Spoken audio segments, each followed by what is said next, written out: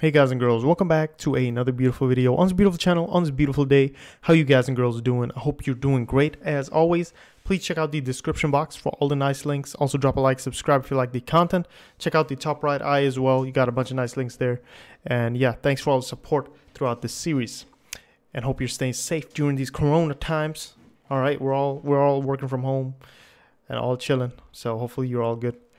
What we're gonna do today in this game, or in this episode, is we're going to just check how the game is right now, and we're going to see what we're going to add. So everything is working, the points are working. We need to increase the font size of that a little and then get some damage going when the player gets hit.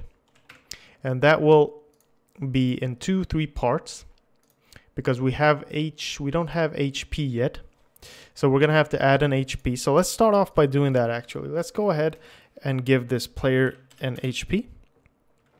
So I'm just going to say HP, and the way you do that is you do two values. So 1 HP and an HP max. And this is to always keep track of what the maximum value is. We know the minimum value is 0. So 0 will in turn mean that the player is dead. To initialize these, of course, we'll go to the CPP file in the init variables function.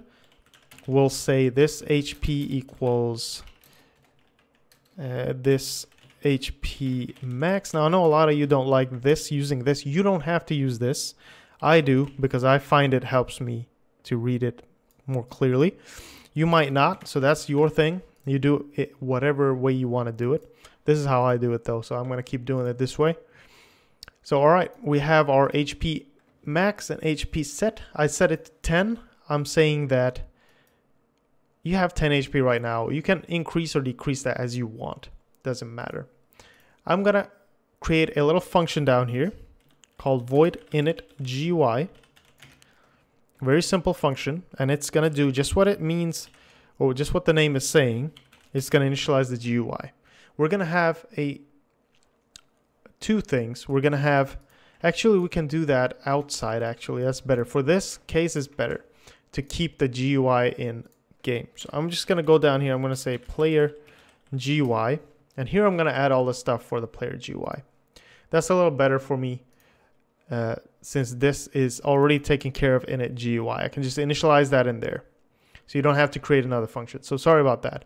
We'll go into init GUI and fix all that stuff. But anyway, the HP is being set. So what the next thing is creating the HP bar. So go into your game.h. Sorry for jumping around so much. Go into your game.h, create a SF rectangle shape, and call it player HP bar. Okay? We're going to have a player HP bar, and then we're going to have a player HP bar back. These two things together is going to create the health bar. The health bar is going to be moving, so whenever you get hit, it's going to go down, but you'll have a background to it that will remain the same. So you'll see the max value versus the value it is right now. Excuse me. So that's how it is, guys. That's how it is. That's what we're going to do. First of all, you need to go into your player.h, go down here, go to your accessors, and go ahead and do a const int get HP, const. Good. Whoops, what am I doing? Duplicate that and just say get HP max. Once you have these two, you're good to go. Define both of these in your CPP file any way you want to do it. I'm using the quick actions like I always do. And then go to your player CPP file, and you should see these two created here. It's control period, in case you didn't know. They should have been created. Here they are. What this is going to do is just simply return this HP, and this will return this HP max. Am I recording right now? Yes. Good. These two things is going to return, and this is required for our GUI elements later. Go into your init GUI function in game.cpp, and we're just going to initialize this real quick. Init GUI, and make a little comment here. Init player GUI.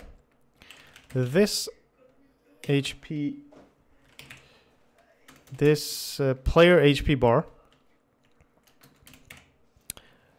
dot set size. Let's say size here, and then we'll say sf vector 2f. Give it a nice size. Let's see, how big should an HP bar be? It should be pretty much like maybe 400 wide. I don't know, 300 wide. And then how large should it be? It should be 10, 20, maybe 25 maybe. Just like that. And then we'll do like this. This at the end here, this player HP bar back equals this player HP bar. So we don't have to set both of these. Both of these will be the same size from the beginning. This player HP bar dot set fill color. This is something we're gonna have to change. SF color, let's call it color red. And the next step is to add some more things. This player HP bar, and we need to set the position as well. And I want the position to be a bit to the right and a bit down. So just this very easy thing to do. Put it at 20F, 20F. And then let's go to player HP bar dot set outline. Maybe we don't need an outline. I don't think we need anything else, so that's good. And then we're just gonna do that. And now we're gonna do a little simple thing. This player HP bar back dot set fill color back, sorry. Set fill color. Good. SF color. And let's say, let's make our own color here. So this should be about 25, 25, 25, and 200. So it's a little transparent. Actually, this should be a little transparent too, I'd say, but we'll keep it at red for now.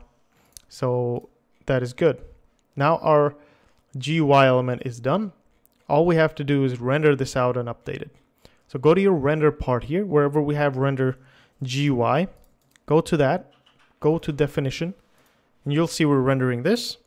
Let's go ahead and render both our elements. And this order is important. This order is quite important. So window, draw this, oh my god, this HP, player HP bar back. I don't know why I'm fat fingering today. Okay, this window, I can actually duplicate that to make it a little easier and just remove the back here. So make sure to render the back first and then render the next part, the actual HP bar.